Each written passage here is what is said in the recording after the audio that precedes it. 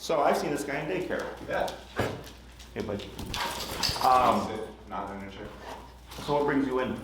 So Franklin is very excited. He. Careful, buddy. Okay. No more getting on the chair. Sit. Sit. Good. Good. When he greets people, he jumps up on people. He's a reasonably big dog. For me, it's not a big deal because I'm big, but I'm not the same size as everybody. So Sure.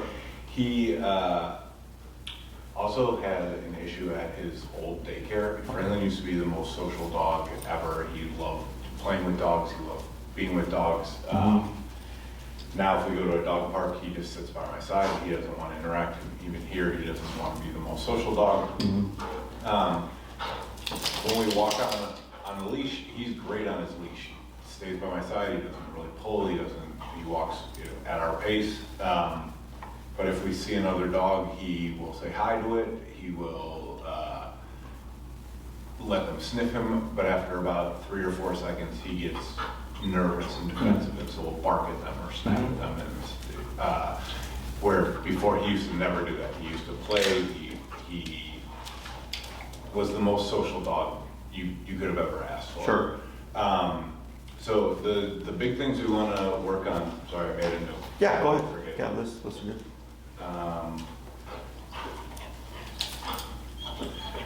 When he greets people, he will play bite or hand bite people for their attention. So the big things for greeting people are jumping and hand biting, and then he barks at other dogs when they walk by our window, like in a very defensive. It's very aggressive. It's very out of character for who he is normally. And he does it in the car too. So if we're moving, he doesn't care. If we're stopped and a dog is walking by, he does the same thing. Yeah. So greeting dogs when we're on walks are good. Trying to see if we can get him to be more social, and then trying to deal with the aggression of like seeing other dogs when we're in the house or like in the car. The window reactivity, when did that start?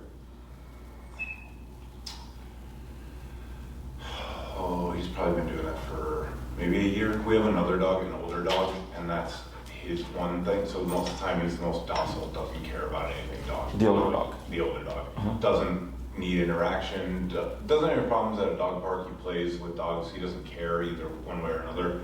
But that's the one thing he hates is if a dog walks by, he'll bark in the window until Franklin picked up that behavior from him. I see. And so we kind of want to just work to eliminate that. Sure. How old is Franklin? 3. He's 3. Okay.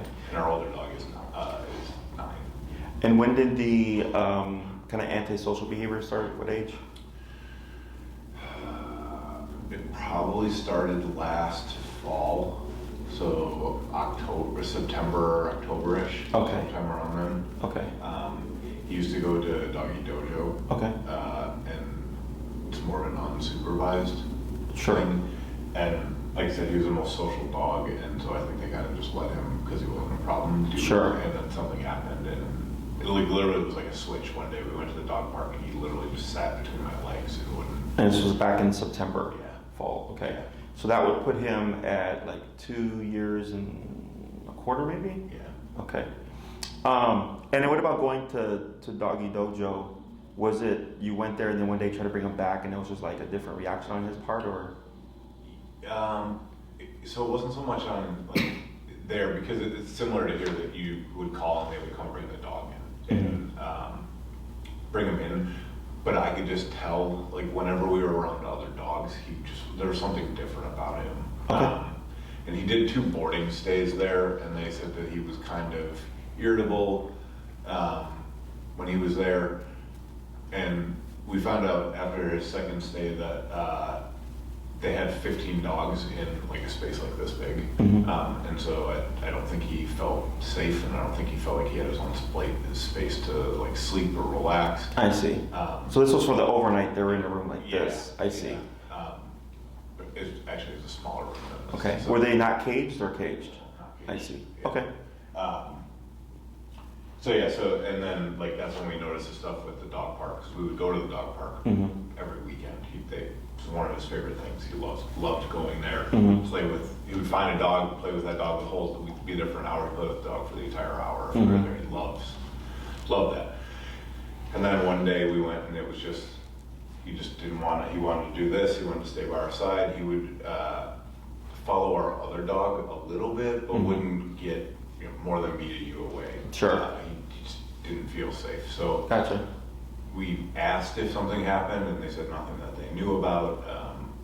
But then after his second stay, they didn't tell us what happened with him. Like, he snapped at a dog, and a person walked by, and he growled at a person while he was sleeping. And they didn't tell me any of the stuff that was happening until we came to pick him up. I see. So I don't want to say anything bad about anybody, because I don't know for sure, but it seems like if they did know, they weren't upfront about saying like stuff that happened. Sure. So. Yeah. It's really just speculation. Sure. I mean, I think you're onto something for sure. What it could be, kind of, unfortunately, it doesn't matter. We are where we are. Yeah. So, because it happens here too, and it's like when you're taking care of like 70 dogs, and then for us, we're used to it. So like if like a dog, like the other day, I was in the back. There was a dog here who's been coming forever, and he growled at me, and I was like, and he has no issues with people. Yeah. And I could see he was very uncomfortable. We have another dog who's like 14 that we've not trained, who's like going blind, and she was barking incessantly. So I took her out. I put her in an isolated room by herself, and then all of a sudden the dogs relaxed and everybody was fine. So her barking was offsetting everybody. Sure. But it's not like, oh, so and so growled at me, because it's like no big deal, right? So I can kind of understand that.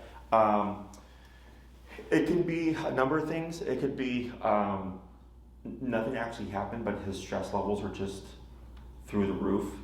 Because he was there overnight. It's out of the norm. And people aren't aware of this, which is why we do the 3-day eval. It's really slow. We have the happiest go luckiest, golden retrievers come in and they're stressed out of their minds the first day, and the people come like, how's my dog do today? I'm like, they're pretty stressed. And they're like, really? Like, and they usually think it's us. Yeah. I'm like, it's not us. It's because your dog has no idea that you're like leaving him here, right? Yeah. So they have to get used to it and like acclimated. And then we have clients that'll do like a test night, right? Just to introduce the dog to the overnight, as opposed to like, okay, here's my dog for a week. Yeah. And then we get clients that are like, just take my dog for a week. And we're like, this is a process.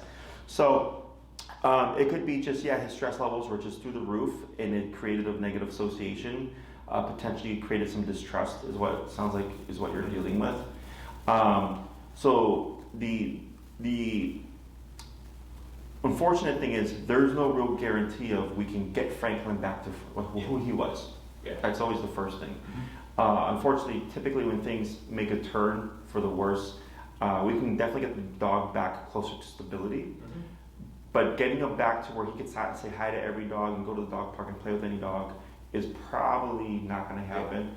But it doesn't mean that it won't. Yeah. Okay? And like, my expectation is not like, if he doesn't get back to it, that's fine. I just don't want him to be stressed. Sure. My concerns are like him, right? And if he's not happy playing with dogs anymore, that he's not happy playing with dogs anymore. Sure. People change too, right? Like, Exactly. And I just don't want him to be stressed. And I know when we see other dogs and they, we walk, even sometimes when we walk by them, he's just, you can see he's uncomfortable, and he sort of tenses up when the dog sniffs him. Sure. I just want him to be this, happy, relaxed, calm. Okay. Not stressed. So when it comes to the on-leash, because that's what's actually causing the stress, right, is, let's say for whatever reason there's distrust on his part, right, and the dog comes into his personal space, especially if it's a dog that he doesn't know, in his mind, you've put him in a vulnerable position. Does that make sense? So part of it may be we don't allow random encounters. But like, let's say it's a friend who's got a dog, and it's a social dog, and it's a dog that he would meet the rest of his life.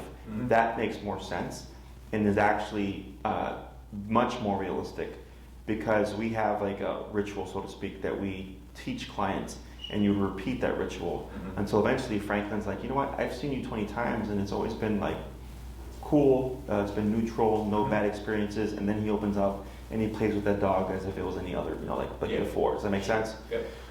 So, and I don't even do on-leash greetings I don't recommend them for anybody, because there's times where you don't even know the other person's dog. Right. And I had that happen to a client. Her dog was very social, and then somebody approached her and was like, "Oh, can my dog say hi to yours?" And she said, "Sure." And then the dog ended up being reactive and almost bit my client's dog. Yeah. So then my client recalled her dog and was like, and then the lady was like, "Oh, I'm sorry, we just got this dog, we're still filling him out, he's had a couple of bad interactions." And then my client was like, "Why wouldn't you tell me that before you asked?" Or in that process, so that this way I have a much more awareness of what's happening as opposed to putting my dog at risk, right? So shit like that happens too. So when it comes to, now it's one thing if you're walking, and as you're walking, he sees a dog and he goes into stress even by seeing the dog. That's a different thing. Because obviously there's no real social pressure being put on him. Sure. You're just passing by a dog, that's definitely something we want to work on. But if it's like he's fine walking past dogs, it's only when I go let them sniff him, he has an issue, then I go, well, it doesn't seem like he likes it, I would stop that. But if it's somebody or with a friend, or a friend with a dog that we would see repeatedly, there's definitely something we can do there. Yeah. Does that make sense? Yeah. And I've had dogs go back to stability where they're able to go back to the dog park and play. It's just I can't guarantee it. Yeah. Okay. The window reactivity, pretty straightforward in terms of addressing it, because it's simply correcting the behavior. Okay. Have you ever used your prong to correct him for things? No. In the house he wears an e-collar. Oh, so you already have an e-collar. Yeah. What do you know what make and model it is? It's the Mini Educator. Gotcha. Yes. Was that from a previous trainer or you got it on your own? Yeah. I see. What's his number on the e-collar? It's usually somewhere like around 12 to 15. Okay. Pretty reasonably low. When you correct them, let's say 15 for barking out the window, what's his response? Depends. So sometimes he cannot break out of anything, and usually it's if the dog is like right in front of our house on our side of the street. He can't, I have to go pick him up and put him out, pull him out of the window. We have a big old bay window in our front, and I'm afraid he's going to go through it. If the dog's on the other side of the street and our other dog isn't there, usually he'll I gotta get down, and he'll get down off the we have chairs there, and he'll get down off the chairs and do it. It's probably like 60-40 on if he responds or not. Like in success rate? Yeah. I see. Yeah. Have you ever gone higher than 15? So on that one there's like a one-time the boost buzz, and then there's a continuous for 10 seconds, and then if you push both, it does. And I have done I think it adds 5 to it, so I think it's gone to like 20 with him. Okay. He actually responds, for whatever reason, just the vibration bothers him more than the static shock does. So usually I don't even use the static shock with him. The vibration is what he responds to the most. Gotcha. So when it comes to addressing the window, one drawback to using e-collar is that you kind of become dependent on it. Because if it's not on, he's going to bark out the window. Yeah. Exactly. So, and it's not that it's a bad, because I do have some dogs where they're really extreme cases where I tell the owner, like, this dog, anytime the dog's out the kennel, is going to have to be on the e-collar. Super rare. In most cases, we can move past the e-collar indoors, okay? The vibration function, it may freak them out within the moment, but it's not physically aversive. Right? So that's why it's like 60-40, or it's like you're kind of managing his behavior. When ideally, you would just want him to not bark out the window, period. Right. I'm assuming that's the goal, right? The goal. Yeah. So stim has to be used because that is physically unpleasant. And if you've gone as high as 20 and he's still gambling, barking out the window, then that tells me his number is higher than 20. Okay. Does that make sense? Yeah. So dogs are physical animals in the sense that they bite each other. So a remote collar, even at max power, can be very uncomfortable, but will never really ever match a dog bite because bites puncture, right? So that is something that I can help you figure out. But I would tell you that up front that most likely the reason why you're struggling with that is because he needs a higher power correction in order to deter that behavior. So like I was raised old school, I was spanked growing up. And sometimes I just got a couple of spankings and sometimes I got a few spankings, right? It just depended on what I did to garner that correction, right? So obviously the worse the behavior, the worse the spanking. So, and as humans, as adults, it's the same thing with like, we have cops, prisons, judges, and jails, laws and consequence, right? If you steal a Snickers at a Target versus stealing $1 million from a bank, two very different consequences, right? So same thing for dogs, except for dogs are all physical. There is no such thing as timeout. There is no such thing as, scolding them. Like I've seen people on the street, like, grab their dog and go, "We don't bark at dogs. That's bad," right? And it's like, do you know your dog does not understand what you're saying? Yeah. So the e-collar, I like to think of as a bite on the button. It allows you to correct him. But then even if we did the harsher corrections at a higher level, we would still have the issue of when the collar is off, he still barks out the window. Right. So that's where I go over correcting him without the remote collar. Using other techniques so that he doesn't think, oh, when that collar's off, Dad has no power. Yeah. There still means a consequence. Sure. Okay. When it comes to how I would see your kind of program playing out, is I know your main things are barking out the window and trying to get them back to some kind of comfort zone with dogs. Yeah. Right. Sorry, a random hair there. So when it comes to like the leash walking stuff, so heel has to happen. I'm not familiar with heel walking on a leash, right? The reason why that's so important is because like when you came in right now, you saw how he was unsure for a bit, hopping on the chair. Yeah. He did calm down. Took him about 5-8 minutes, which wasn't too bad. I get dogs that won't calm down, period. Yeah. Okay. So that kind of initial anxiety and overstimulation in the beginning really should resolve much faster. Okay. It should be you come in, you sit down, and he goes straight to this. Okay. That's what we're looking for. The heel helps us get there. Okay. So it also helps you learn how I use e-collar because every trainer uses it differently. We don't use vibration.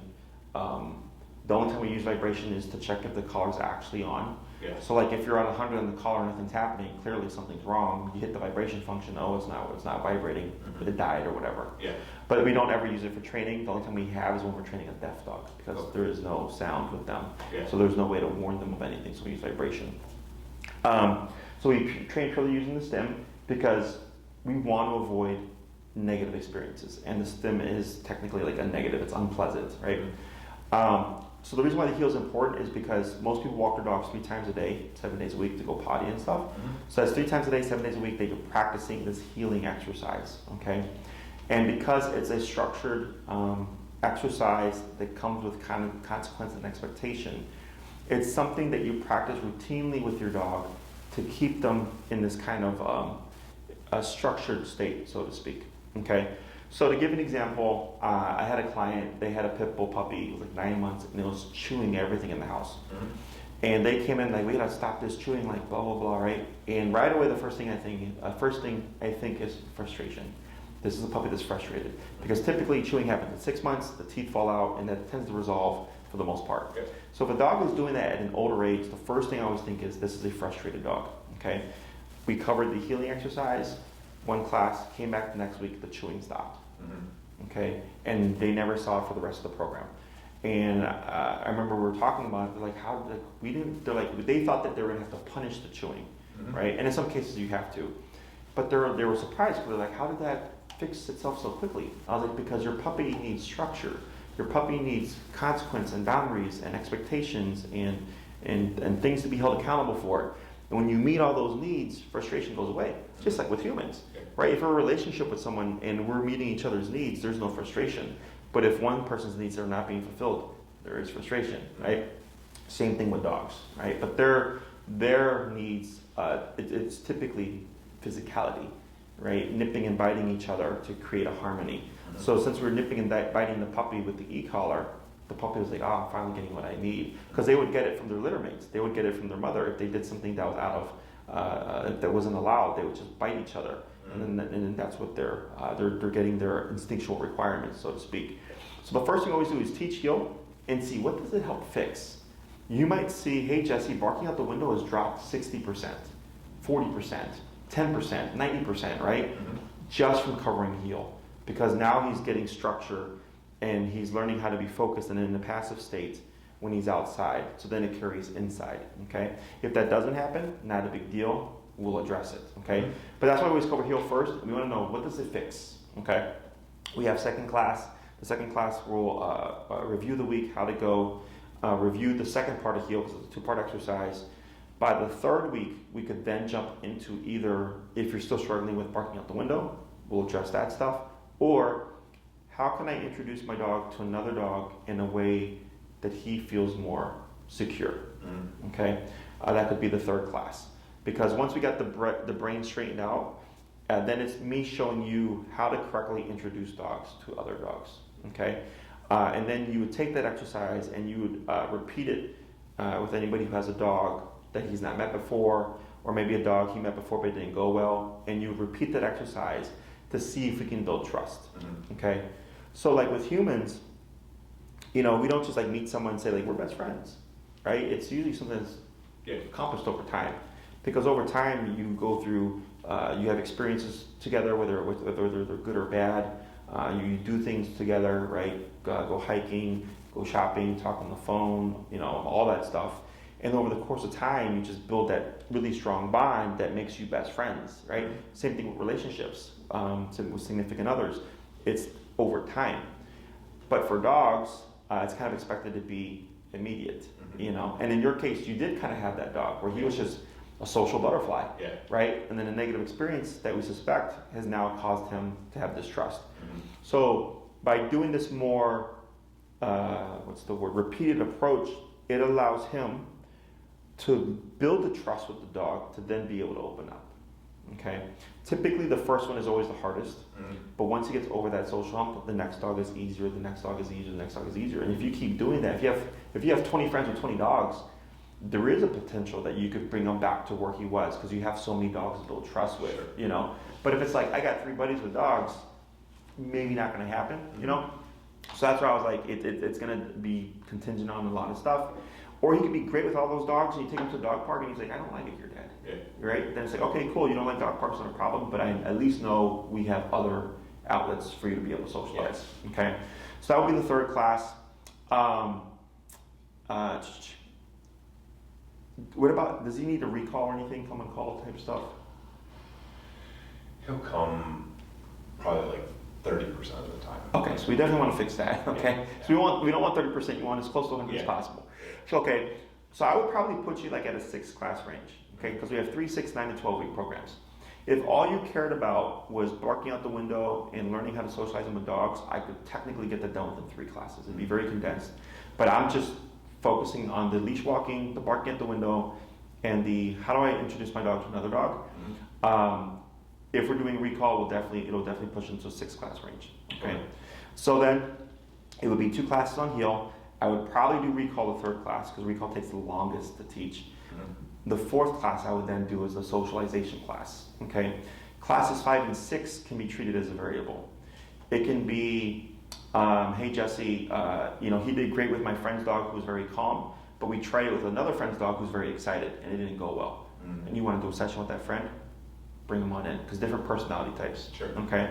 Or it's, hey Jesse, all the socialization stuff you taught me is going really, really well. What else can I learn? Well, there's stationary control, where if you want to go to a restaurant and bring him with you and have him lay at your feet without him being stressed out and all over the place, or if there's dogs walking by and stuff and him not worrying about those dogs, then we can cover stationary control. Okay. So it just gives us a couple of classes that we can use kind of play by ear type of approach. And then if you want to push more into socialization stuff, I'm happy to do that too. You just pay me, I show up, and you tell me what you want, okay? But yeah, 2 classes on heel, that has to happen. Once you know how to socialize him, it's easy. You just rinse and repeat. Sure. The only thing that changes is what is the other personality type that we're socializing with, okay? A class on recall, and then 5 and it's not so much that he's going to learn great recall in 1 class. You still have to go out and practice. Sure. but you will have the know-how on how to get them to a point where it's not 30%. Okay, you want it as close to 100% as possible. Okay, questions on any of that stuff? Will the heel address the jumping? Oh, so jumping is easy too. Yeah. It's similar to how do I correct barking out a window? Okay. Because it's simply don't do that. Okay. Okay, so we tend to use obedience to fix or address behaviors. So a very common one would be if your dog jumps on people, have your dog sit. If your dog is sitting, they can't jump on the person. But if I tell the dog sit and the dog's so excited they still jump on the person? Yeah. Right? So it's really don't jump on the person. That needs to be taught. Just like it's don't bark out the window, right? Because let's say barking out the window, very common. Jesse, I call my dog from the window. They come back, but then they go back to bark out the window again. I go, yeah, because nothing said don't bark out the window. You just said, hey, come over here. That goes, what? I got a window to bark out of, right? And then he's like, all right, bye, I'm leaving and go do my thing again, right? So when we cover correcting behaviors, it's kind of universal. The only time it gets more complex is, let's say I have a dog that's dog reactive, so then it's don't bark at dogs. But then when we try to do the socialization thing, it's more nuanced because we want that dog to build a relationship with the other dog, right? If it's just don't bark at dogs, then we don't care. We don't care about how the dog feels about the other dog. We just want them not to bark, right? But when it's like, I want my dog not to bark at them, but then I also want them to be able to open up and socialize with them, things get more complicated, okay? So the jumping, not a problem. We can get that done as well within like the 6-class program, okay? Other questions?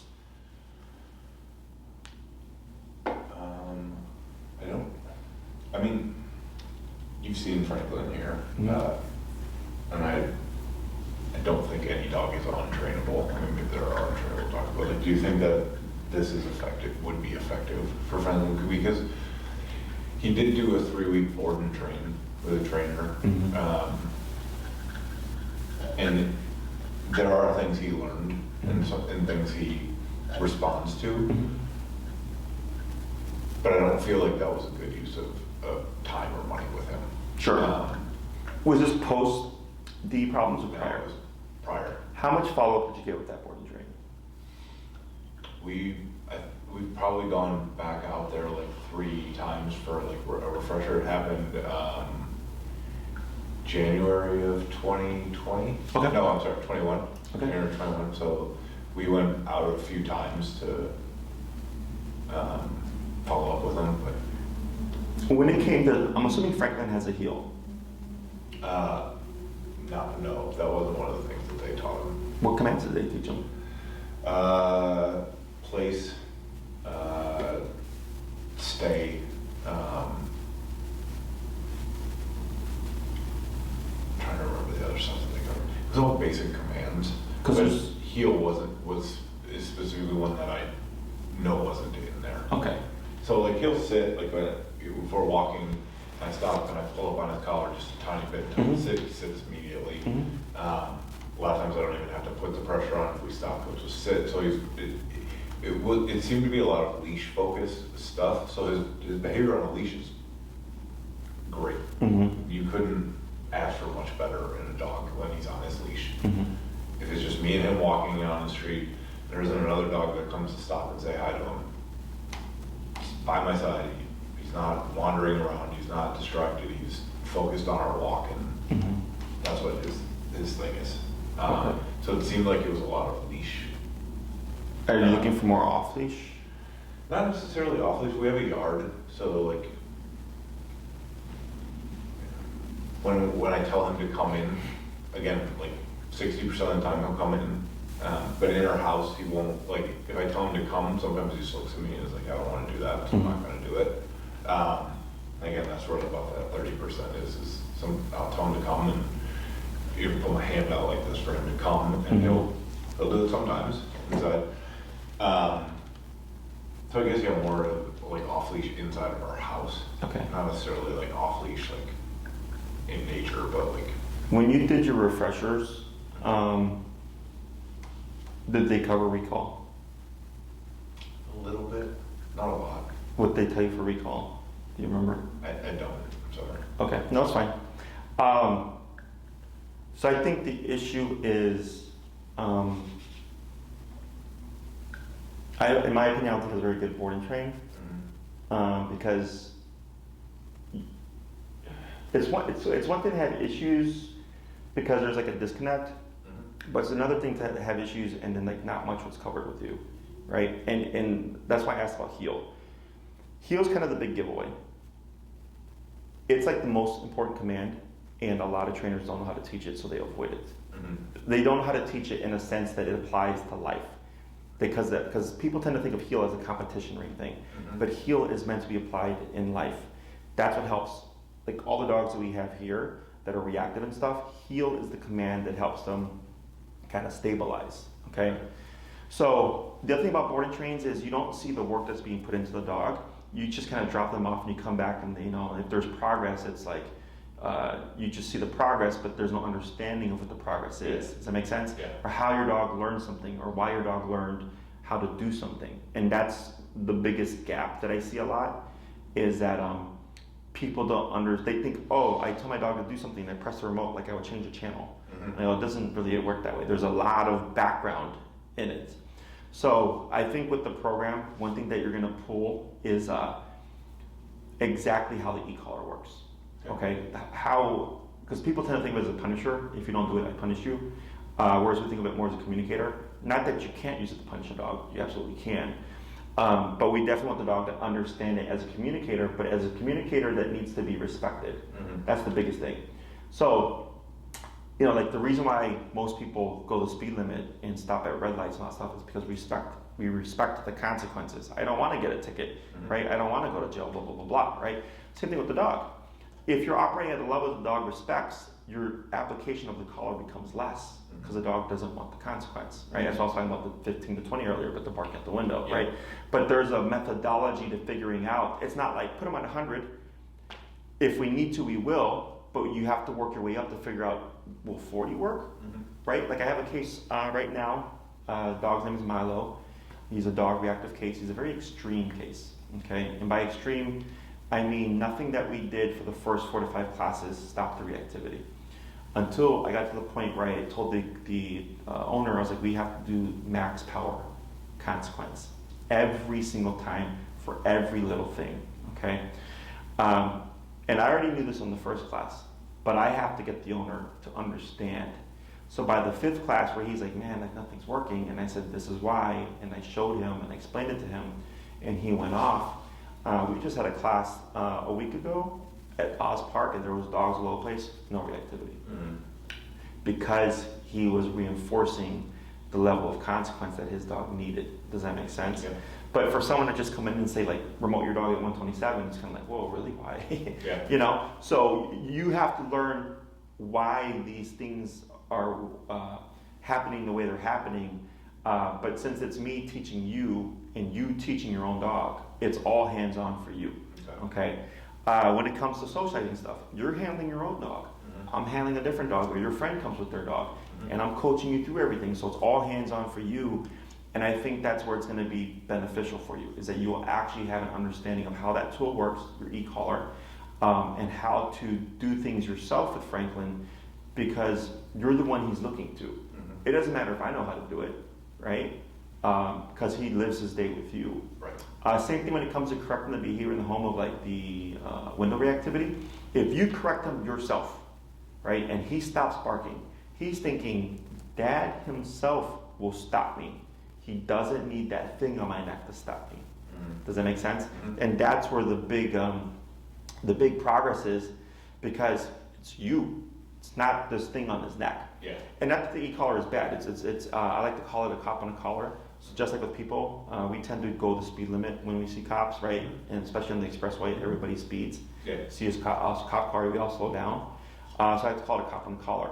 It's nothing good or bad. All animals do it. It's called opportunistic behavior. So if we can get away with something, why not?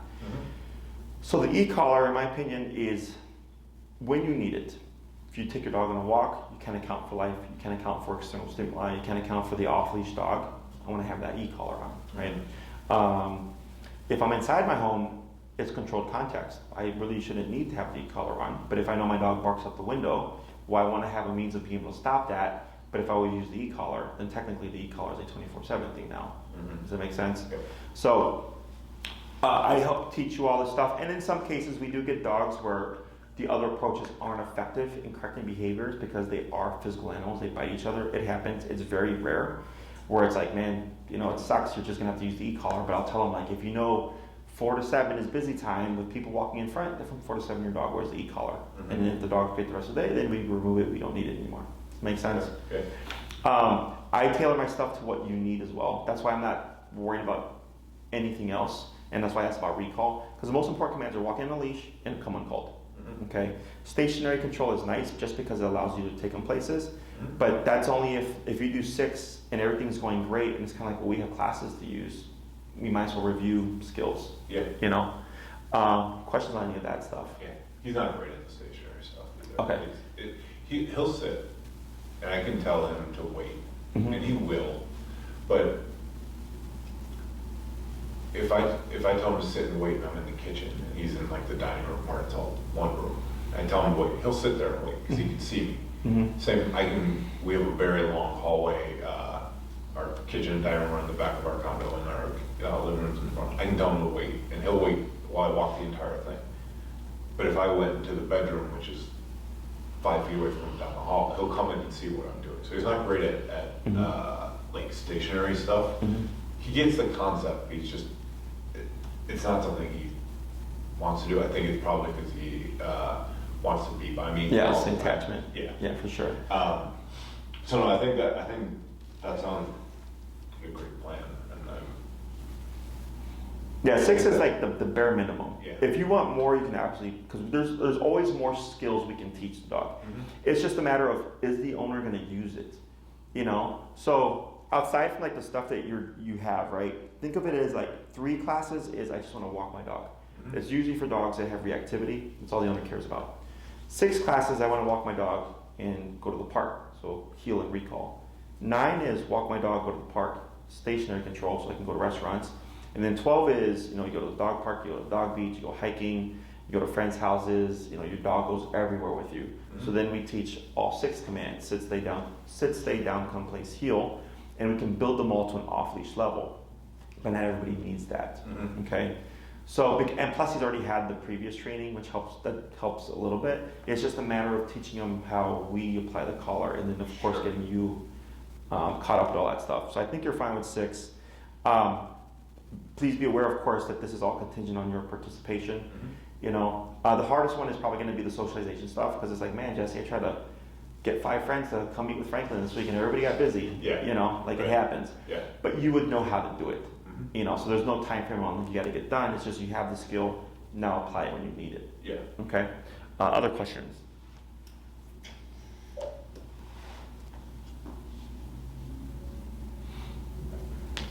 don't think so. So the barking in the window thing is definitely because of our older dog. So I'm working with Franklin, I'm training him what to do. Should we be applying the same thing to both dogs at the same time? How old is the other dog? 9. 9. I mean, because you can always correct those behaviors. Yeah. Now, technically, you can stop Franklin and the other dog will bark. Yeah. Okay. If you don't care to correct the other dog. However, you might find this kind of steps forward, steps back thing, because he may learn to like, okay, I don't want to bark out the window, but then when the other dog does it, it's gonna, you know. There are definitely times where he'll run in and watch our other dog do it, and he won't bark, but he, you know, he's right there ready. But ideally, we want both dogs not to bark in the window. Sure. Yeah. It won't require the other dog to be on an e-collar. I'll show you how to correct the behaviors, and then we'll see what happens. And if it's like if it's not working for the older dog, you can put an e-collar on. We have like a 15-year-old dog here that's an e-collar on. You know?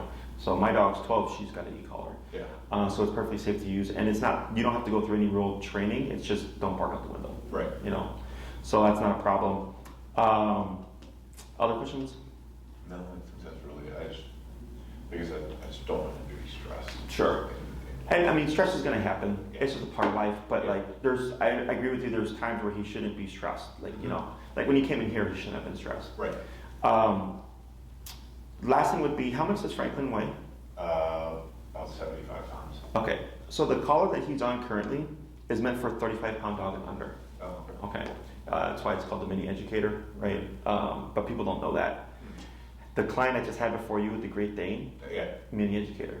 Okay, so obviously that dog is much bigger than 35 pounds. right. Okay, so Right. just so that you're aware, the reason why that's a potential factor is the output is different, meaning the level of the contraction. Mhm. Okay, there's different models for different size dogs. So for the brand that we use Dogtro. It's low, medium, high, and high. So like 5 different kind of models of collars, right? So if I have like a 8-pound dog, I have a low-powered collar, Sure. right? But I wouldn't put a low-powered collar on a dog like Franklin because it's gonna be like a mosquito bite. Yeah. Okay, so Mini Educator is a good brand. You have a couple of choices. Since you already have the collar, you can start the training with what you have. Okay, but if we're struggling in the training, the first thing I'm going to look to is the collar. Because if I ask you like, hey, did you remote him at this level? And you're like, I did. I'm like, and he's still doing it? And you're like, he is. I go, okay, then I know it's not you. It's the tool. Yeah. Okay, you'd want to upgrade his collar to a collar that's meant for a dog his size. Right. Okay. Technically, he's meant to be on the high-powered collar because it's meant for 70-pound dogs and over. But because of supply chain issues, the company that makes them is completely sold out. I believe it's sold out online as well. I happen to have a very small supply of them, but I've been giving them only to the clients I know that absolutely need them. Okay, so if you end up upgrading your collar, or if you decide to upgrade it just from the get-go, I would put them on the collar meant for a 70-pound dog and under. Okay, so it's going to be the medium-high collar, and then I would see what we would get with that. Okay, if we're making progress, excellent, that collar's working for them, we're good. If I'm seeing that same problem as I would expect with your collar, because it's meant for a 35-pound dog and under, no big deal. If you get the collar through us, we'll just swap out the collar, give you the higher powered collar, and just charge you the difference. Okay. Does that make sense? Yeah. So this way, it allows us to keep our inventory, and then if you end up needing it, not a big deal, we can just swap it out. Otherwise, so the difference would be, on your collar, 100 could be like 40 on the high-powered collar. Does that make sense? Yep. So there's a stronger output, a stronger contraction. And we have dogs where we're max power and they're going like this, and they absolutely do not care. Yeah. Okay, so because they bite each other. Okay, but that's all stuff that we can figure out. So it's up to you. The collar that I would have them start out with runs around 287-ish with tax. They last for a really long time. I had my collars for 10 years before I finally replaced them. So they're a little bit of an investment, but they last a longer time. Most common thing is the battery does die. It's a rechargeable lithium battery like a cell phone. Yeah. They were like $15-20 to replace. You can replace it yourself, and they're good to working as good as new. And Maria will send you the information on the collars as well. Okay. So it's up to you. If you use that collar, the only thing would be if we have a couple of classes and it's like, yeah, we're not getting anywhere, we would upgrade the collar, but then it's like we just wasted a couple of classes, I mean, I don't have a problem getting him a different collar. If the collar's not meant for him, the same thing with his prong collar. If he used our smaller dog's prong collar, it wouldn't fit him. Sure. Do the right thing. Right? Exactly. I'm not gonna put him through that and waste his time, waste your time, waste my time. Yeah, exactly. So my advice is, and if it wasn't for this whole supply chain stuff, I would just say get the Dr. Black edition. Yeah. But because of that, I only have like 10 collars left, and like those 2 people, the Danes, like they need it, so I know they're taking 2. Yeah. But yeah, so we'll play all that stuff by ear, and then Maria will send you all that information. Please allow her 5 to 7 business turnaround time, just because she's booking other consults, other clients that want to become clients and current clients. But once you're on the calendar, it's pretty straightforward. We do recurring time. So if like Saturday at 2 o'clock was open and that worked for you and me, she'd schedule you then or whatever. Okay. And then every Saturday at 2 o'clock would be your time for the 6 weeks that you're wanting plus 1, so technically 7 weeks in case you get sick or whatever. She'll send you a contract which also goes over our cancellation policy, which is 48 hours.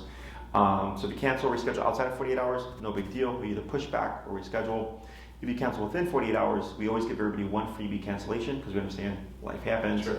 After that freebie cancellation, it does count as a class because it's almost always no way to reschedule someone in because then I'm just sitting at the dead hour. Yeah. Okay.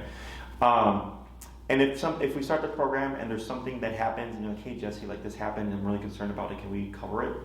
I just take a tangent. As long as we have heal on the first day, I can pretty much go in any direction when it comes to the training. Okay. Okay? Awesome. Anything else? No, I think that's good. Okay. I've told my girlfriend that we feel a lot better, both of us feel a lot better here, just with the explanations and just any questions we have, the answers we get are a lot better than we've gotten from other places. Sure. And so you've addressed a lot of the stuff that I had questions about, so I'm super confident in this. Excellent. Well, we're glad to hear it. Yeah. And then post the training, I tell people they always have my technical support.